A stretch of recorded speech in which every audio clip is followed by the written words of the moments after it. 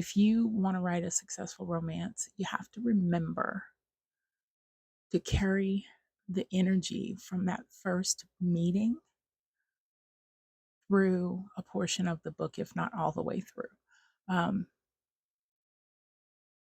a good example of what I'm talking about can be found in my Watson Brothers series, the second book, which is Beguiling Betty. So when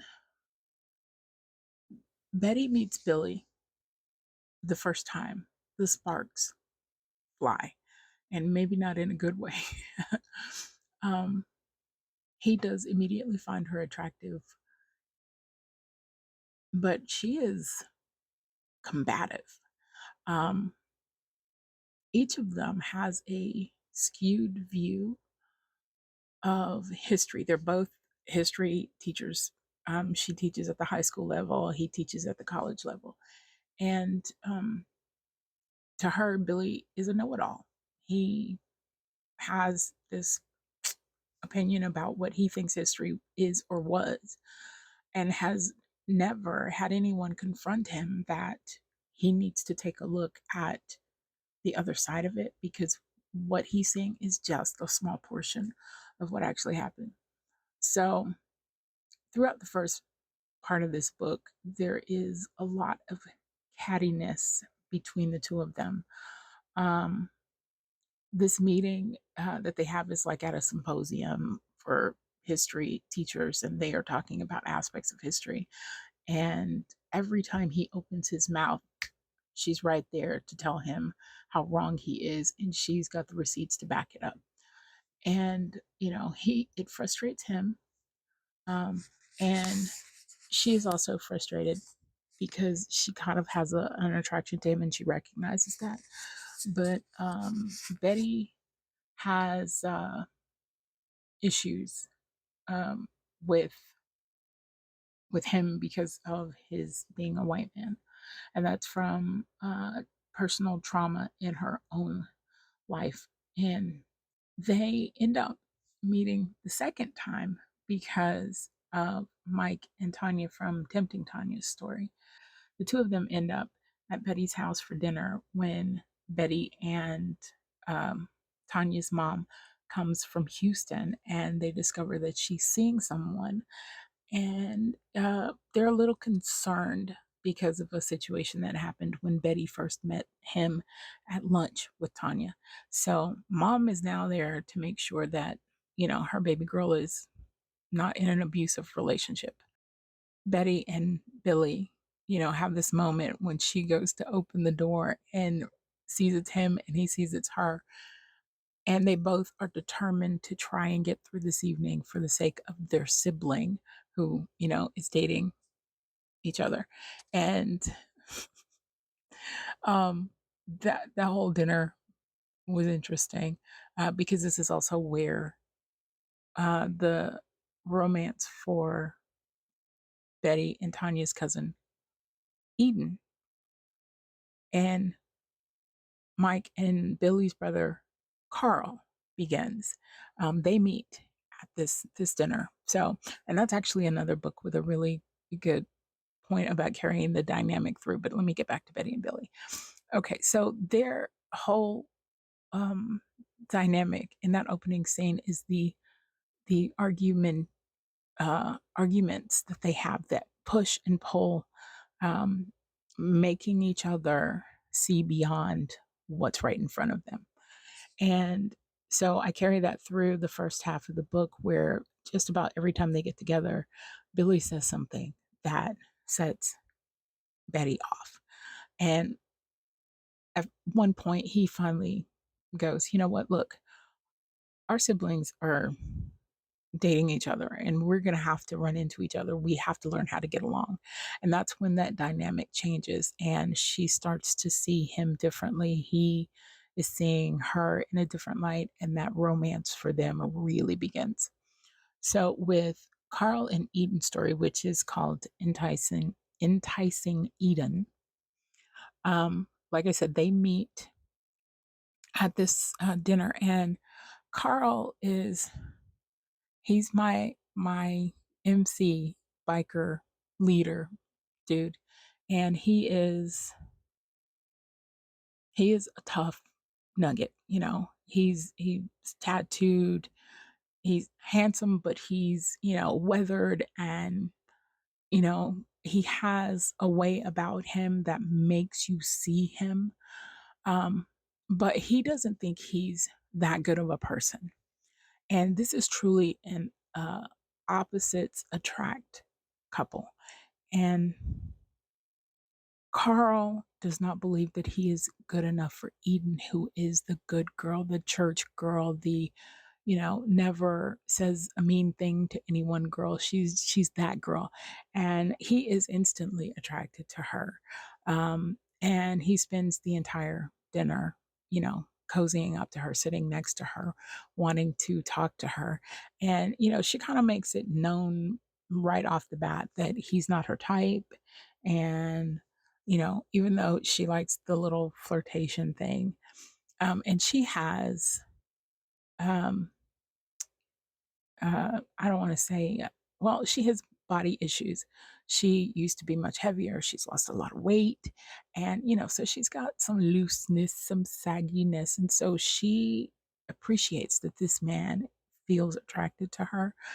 But she's like, you know, I can't get involved with this guy. He's not my type.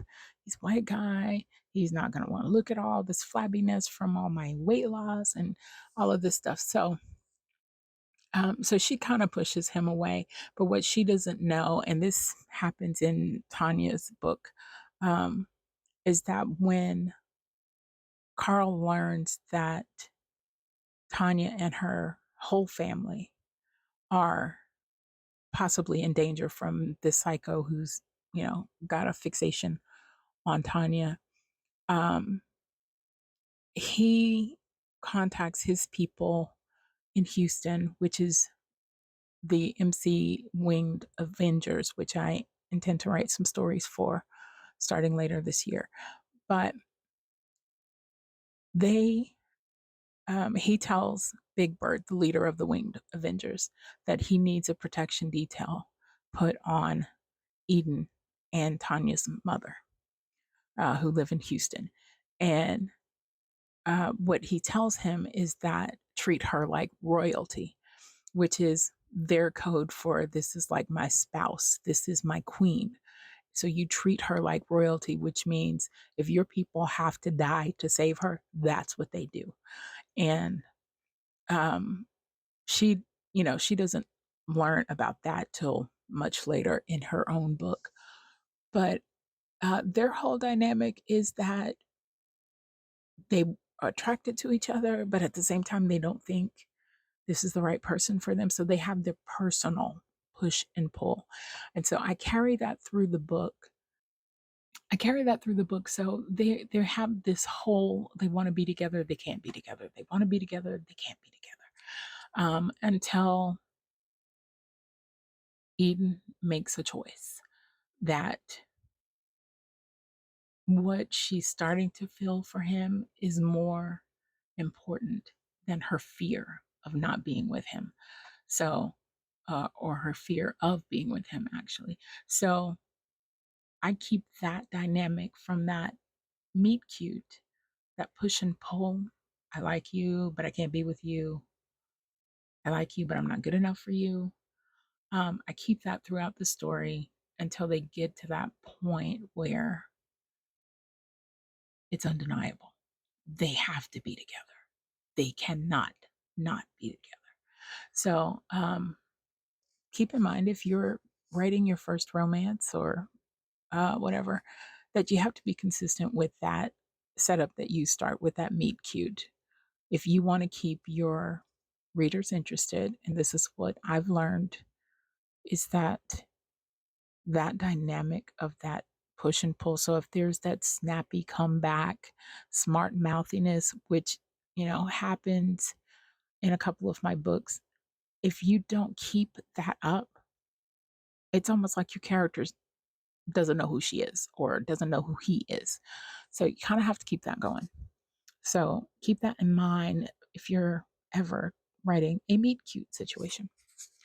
Okay, so I told you at the end of this video that I would read to you my very rough draft. Sierra Jackson kept her hand on her camera, waiting to snap a picture when something caught her eye. She still couldn't believe that she was attending a rodeo, but Edie had insisted that she come with them. Her husband, Luke, used to be a bull rider, and a friend of his was a part of the show. It shouldn't surprise her that Luke used to ride bulls. Even with his easy smile and friendliness, he had the look of a man unafraid of a 1,000-pound bull. What did surprise her when she landed in Dallas was the woman with him. When she called Luke to talk about her half brother Dwight, she instantly got that he was a white man, but his wife was black. Sarah had tried not to stare at Edie after he'd introduced them, but she couldn't help herself. Edie's complexion was lighter than Sierra's. Sierra didn't look like most biracial people that she'd come across. Her skin was dark, and because of it, most people didn't believe that her hair and eye colors were real. Edie's cafe au lait skin tone and amber eyes were common in Black people. Sierra felt a stab of envy. She bet no one ever questioned Edie about her skin tone or her eye color being natural. Sierra was caught up in her revelations about Luke being married to a Black woman, that she had wandered further than she intended. When the group from Stanley Ranch arrived at the arena, she had slipped away from everyone to see if she could get some pictures. She stopped and turned to get her bearings. Sierra wasn't aware of someone being behind her. When she turned, a moving brick wall of man meat nearly collided with her. She stumbled, but felt large, strong hands steady her. You all right, sugar? The voice was slow, deep, like molasses. Sierra pulled away from his grasp, tilting her head back to see his face. It took a few seconds for her gaze to reach his eyes, traveling over his muscled arms, wide chest, thick neck, square jaw that was sprinkled with stubble, his full, pouty lips, and slightly crooked nose. Don't call me sugar. I'm not that sweet. Maybe not, but you are sweet to look at, especially the parts I got to see before you turned around and nearly knocked me down, he said, raising an eyebrow and giving her a flirtatious smile. Sierra took a step back and then proceeded to move around him. Well, cowboy, you're about to get the treat of your life, she said, walking away from him. She had no doubt that he was watching her as she left him standing alone. The temptation to look over her shoulder pulled at her, but she was determined not to look back. Nothing would come of it if she did, except embarrassment on her part. Okay. So if you've read any of my books, you know that I tend to do things from one person's view and then the other. So Cody, Cody Harding swung around to watch her walk away. She was right. It was the treat of his life, watching the swing of her ample bottom as she moved swiftly to get away from him. He kept watching until she disappeared around the bend of the walkway. She looked a little out of place, unlike most of the people moving about. She wasn't dressed in jeans. She was wearing slacks and heels and a white button-up. Cody hadn't missed the professional camera hanging around her neck and the fact that her hands cradled it as if it were her baby. Maybe she was a reporter or something, but she hadn't displayed any credentials to indicate that. Cody, come on, you're up next, someone called from behind him. He let go of his thoughts about the mysterious woman with the snappy comebacks. He needed to get in the right mindset for his ride. If he had any sense at all, he would make this his last one. He was getting too old for the rodeo. And the last doctor he'd seen cautioned him about the possibility of another concussion from a bad ride and what that would mean for his future. So that is what I have my first draft. Um, I'm sure that I will rewrite it and make it better. But that is the meet cute. So we have the dynamic of him being flirtatious, her being standoffish, and her having that lip thing that New York people seem to have, where they say exactly what they're thinking and what they're feeling. So that's their meet cute as it stands right now. So thank you for tuning in. If you haven't subscribed, please subscribe. Doesn't cost you anything and it helps me out. Hit the like button and let the world know that I am here and I ain't going nowhere yet. Okay? See you guys in the next video.